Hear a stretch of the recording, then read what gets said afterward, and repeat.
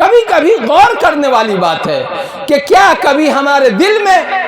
جنت کی کوئی ایسی طلب پیدا ہوتی ہے جو ہمیں بے چین کر دے؟ کیا کبھی ہمارے دل کے اندر سوتے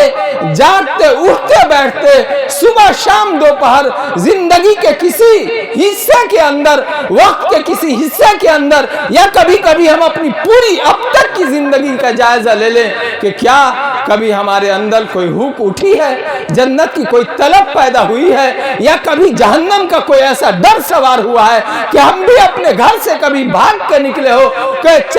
چلتے ہیں کسی عالم کے پاس، چلتے ہیں کسی دیندار کے پاس، چلتے ہیں کسی اللہ والے کے پاس کہ پوچھ لے کہ جنت میں آدمی کس طرح جائے گا اور جہنم سے بچنے کی کیا راستے ہیں؟ میرے بھائیوں اور بزرگوں، جس جنت کے ہم تذکرہ سنتے ہیں اور جس جہنم کی خطرناکیوں کے بارے میں ہم سنتے ہیں، حضور صلی اللہ علیہ وسلم نے ارشاد فرمایا ہے، الا وان الخير كله بحذافيره في الجنہ الا وان الشر كله بحذافيره في النار۔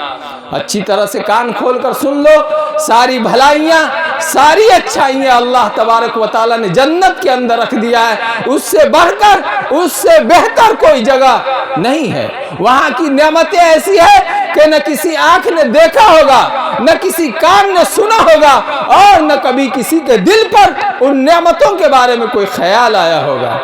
اور جہنم، الا وان الشر كله بحذافيره في النار، کہ شر جس قسم کا ہو سکتا ہے، شر اپنی تمام تر خطرناکیوں کے ساتھ،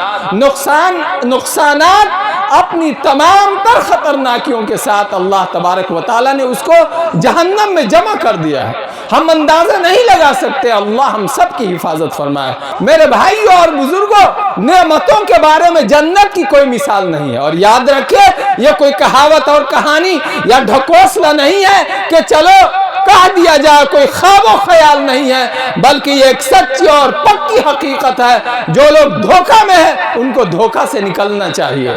اور اسی طریقے سے جہنم